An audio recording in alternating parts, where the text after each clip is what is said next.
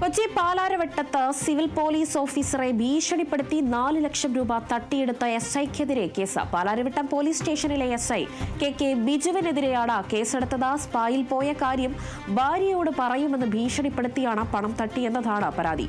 Spa ജീവനക്കാരുടെ സഹായത്തോടെയാണ് പണം തട്ടിയത്. കൊച്ചിയിലെ സ്പായിൽ പോയ CPOയെ തന്റെ സ്വർണ്ണമാല മോഷ്ടിച്ചുവെന്ന് ആരോപിച്ച സ്പാ ജീവനക്കാരി നിരന്തരം ഭീഷണിപ്പെടുത്തിയിരുന്നു. ഇതറിഞ്ഞ ബിജു പ്രശ്നം പരിഹരിക്കാൻ ഇടനിലക്കാരനായി എത്തുകയായിരുന്നു. തുടർന്ന് സംഭവം വീട്ടിൽ അറിഞ്ഞാൽ പ്രശ്നമാകുമെന്നും പണം നൽകുന്നതാണെന്നും ബിജു CPOയോട്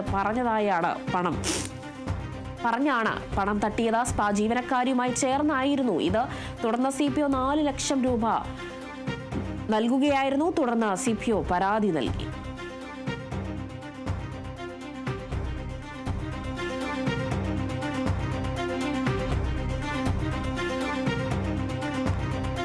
കൊച്ചി പാലാരിവട്ടത്താണ് സിവിൽ പോലീസ് ഓഫീസറെ ഭീഷണിപ്പെടുത്തി 4 ലക്ഷം രൂപ തട്ടിയെടുത്തിരിക്കുന്നത്. SIക്കെതിരെയാണ് ഇപ്പോൾ കേസ് വന്നിരിക്കുന്നത്.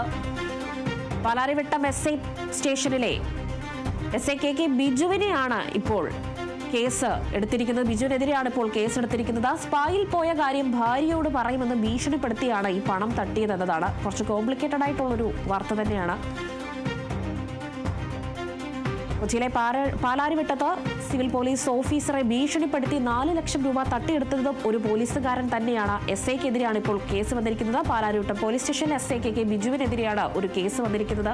സ്പായിൽ പോയ കാര്യം ഒരു സിവിൽ പോലീസ് ഓഫീസർ സ്പായിൽ പോയ കാര്യം ഭാര്യയോട് പറയുമെന്ന് ഭീഷണിപ്പെടുത്തിയാണ് പണം തട്ടിയതെന്നതാണ് ഇപ്പോൾ വന്നിരിക്കുന്ന പരാതി. എന്തായാലും സ്പാ ജീവനക്കാരുടെ സഹായത്തോടെയാണ് ഈ പോലീസുകാരൻ പണം തട്ടിയത് എന്നതാണ് നിലവിൽ മനസ്സിലാക്കാൻ കഴിയുന്നത്. കൊച്ചിയിലെ സ്പായിൽ പോയ CPO തന്റെ സ്വർണ്ണമാല മോഷ്ടിച്ചുവെന്ന് ആരോപിച്ച സ്പാ ജീവനക്കാരി നിരന്തരം ഭീഷണിപ്പെടുത്തിയിരുന്നു.